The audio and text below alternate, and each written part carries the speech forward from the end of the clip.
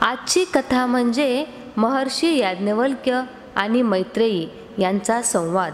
हा संवाद व त्यातील तात्विक चिंतन हे जगप्रसिद्ध आहे. महर्षी याज्ञवल्क्य वैदिक युगातील अत्यंत विद्वान म्हणून सुपरिचित आहेत हे तुम्हाला देखील माहिती आहे. ते ब्रह्मज्ञानी होते. त्यांच्या अनेक कथा प्रसिद्ध आहेत. आज त्यांच्या पत्नीचा आणि त्यांचा संवाद आपण ऐकणार आहोत. महर्षी याज्ञवल्क्य यांना 2 भार्या होत्या. एकीचे नाव होते कात्यायनी आणि दुसरी होती मैत्रेयी. कात्यायनी ही सर्वसामान्य स्त्री होती. ती भारद्वाज ऋषींची कन्या होती. ती एक उत्तम सांसारिक गृहिणी होती. दुसरी मैत्रेयी ही मित्र ऋषींची कन्या होती. ही विरक्त स्वभावाची आणि अतिशय निर्लिप्त होती. ही विदुषी होती, अत्यंत बुद्धिमान होती, अंतिम सत्य जाणण्यासाठी उत्सुक होती. अनेक वर्षे गृहस्थाश्रमात राहून आता महर्षी याज्ञवल्क्य यांना चतुर्थ आश्रम स्वीकारण्याची म्हणजेच संन्यास घेण्याची इच्छा होऊ लागली होती. पत्नीच्या परवानगीने संन्यास आश्रमामध्ये प्रवेश करण्याचे निश्चित केल्यावर एक दिवस यांनी आपल्या दोन्ही पत्नींना बोलावून घेतले आणि त्यांना आपली इच्छा सांगितली. पुढे ते म्हणाले, माझ्या संपत्तीचे 2 भाग करून मी तुम्हा दोघींमध्ये वाटून देतो आणि माझे कर्तव्य संपवतो. कात्यायनीला याविषयी काही प्रश्न नसल्याने ती अनुमोदन देऊन शांत राहिली. परंतु मैत्रेयीच्या मनात मात्र अनेक प्रश्नांचे वादळ उसळले होते. ती म्हणाली, ऋषीवर्य, मला याविषयी आपल्याशी चर्चा करण्याची आवश्यकता आहे. महर्षी याज्ञवल्क्यांनी यास अनुमोदन दिले. यानंतर या पती पत्नीमध्ये झालेला संवाद हा अत्यंत अर्थगर्भ संवाद आहे आणि तो उपनिषदामध्ये याज्ञवल्क्य मैत्रेयी संवाद म्हणून प्रसिद्ध आहे. मैत्रेयी म्हणाली, नाथ, आपण ज्या स्थितीला प्राप्त करून घेण्याच्या इच्छेने गृहस्थाश्रमाचा त्याग करीत आहात, ती स्थिती गृहस्थ जीवनापेक्षा अधिक मूल्यवान आहे का? महर्षी म्हणाले, मैत्रेयी, ते अमृत आहे. हा संसार नाशवंत आहे.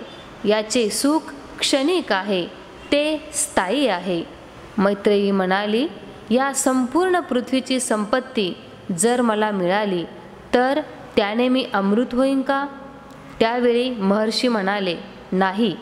जसे अनेक सुखी समाधानी संपन्न लोकांचे जीवन असते तसेच तुझे जीवन होईल. पण वित्ताने अमृत तत्व मिळण्याची काहीच आशा नाही. तेव्हा मैत्रेयी म्हणाली, ज्याने अमृत होणार नाही त्या संपत्तीचे मी काय करू? आपण जे अमृत तत्व साधन जाणता तेच मला सांगा.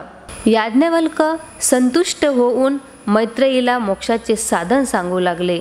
हे मैत्रेयी, ही गोष्ट आपल्याला माहीतच आहे की पतीच्या प्रयोजनासाठी पत्नीला पती हवा असे नसून तिच्या स्वतःच्या सुखासाठी तिला तो हवा असतो.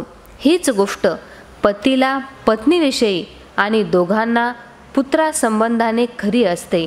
तसेच पैशाच्या प्रयोजनासाठी पैसा प्रिय होत नाही, तर स्वतःच्या प्रयोजनासाठी तो प्रिय होतो. अशी अनेक उदाहरणे देऊन मैत्रेयीला याज्ञवल्क्य समजावतात की याप्रमाणे इतर कोणासाठी नव्हे तर आपल्या स्वतःसाठी म्हणजे आत्म्यासाठी आपल्याला सारे काही हवे असते आणि म्हणून या आत्म्याला जाणून घेण्याचा प्रयत्न तू कर. त्याचे तू चिंतन कर, मनन कर. हे मैत्रेयी, खरोखर आत्म्याला पाहिले असता, ऐकले असता, त्याचे मनन केले असता आणि त्याला विशेषतः जाणले असता सारे काही सहज समजते. यानंतर याज्ञवल्क्य आत्मतत्वाविषयी विवरण करतात. ते म्हणतात, सगळीकडे विविध रूपाने दिसत असलेला आत्मा हा एकच आहे. उदाहरण देताना ते असे देतात की एके ठिकाणी नगारा वाजत असतो. अशा वेळेला काठीने वाजवल्या जाणाऱ्या नगाऱ्याचा बाहेर जो आवाज जातो तो आवाज कसला आहे हे कळत नाही, परंतु आवाजाच्या रोखाने नगाऱ्याजवळ आलो की काठीच्या आघाताने होणारे हे वादन त्यातून उमटणारा नाद या साऱ्याचे ज्ञान होते. म्हणजेच नगाऱ्याच्या विशेष ध्वनीचे ज्ञान नगाऱ्याच्या सामान्य ध्वनीच्या ज्ञानावाचून होऊ शकत नाही. याप्रमाणे आत्म्याच्या एकत्वाचे ज्ञान हे त्याला अनेक तत्वाने जाणल्याशिवाय होऊ शकत नाही.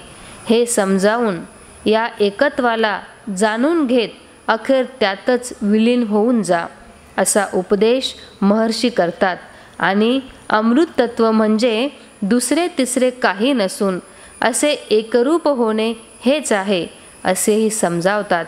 त्यांच्या या उपदेशाने मैत्रेयी कृतार्थ होते आणि ती देखील सर्व संसाराचा त्याग करून आत्मचिंतनास लागते. अशी आहे ही याज्ञवल्क्य मैत्रेयी यांच्या संवाद कथा.